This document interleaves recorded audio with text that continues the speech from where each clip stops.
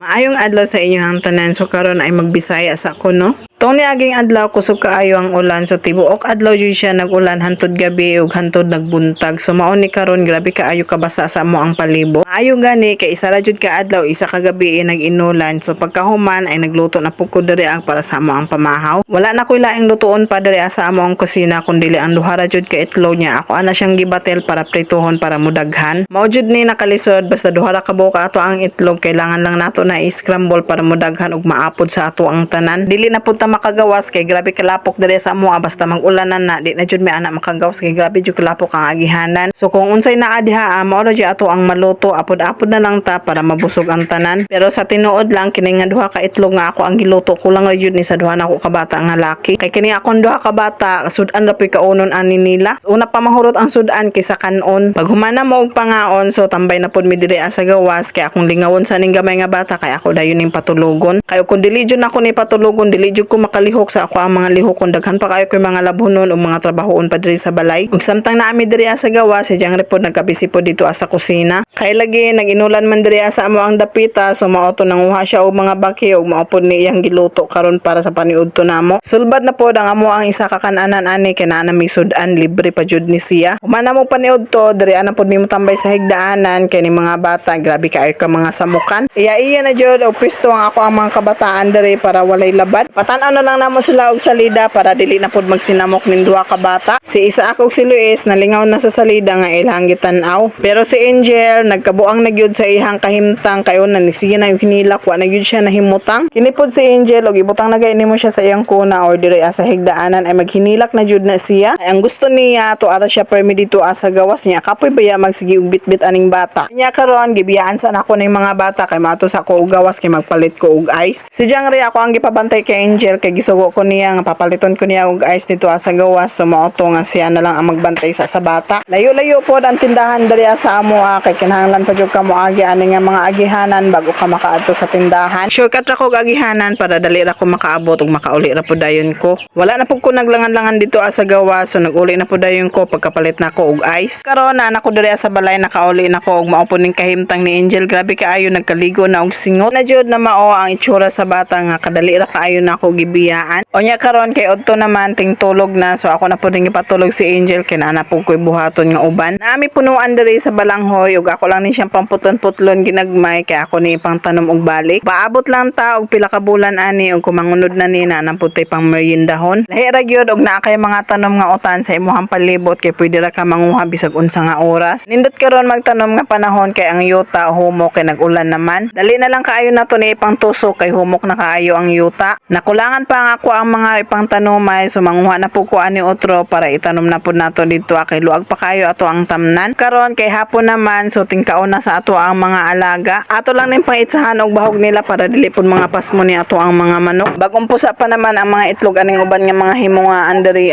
Dugay na jud ni nga mga video diri sa ako ang gallery nya, napuno naman ako ang storage man gi-edit na nako para ma-upload na. Lisod jud kaayo ning gamay reg storage ato ang cellphone kay dali ra dayon kaayo mapuno. Og pagkagabi nang hipos na pugod diri sa mga higdaanan unya ako na pug ipangalis dan ning mga punda sa online kay manglaban na pud ta pagkaugma. Ing ani jud permi ako ang routine kada adlaw, magbalik-balik na lang jud ko og panghinlo og panglaba og bisag unsa na lang ang mga trabaho diri sa balay ug ayo kalimti like ug share ato ang video ug daghan salamat.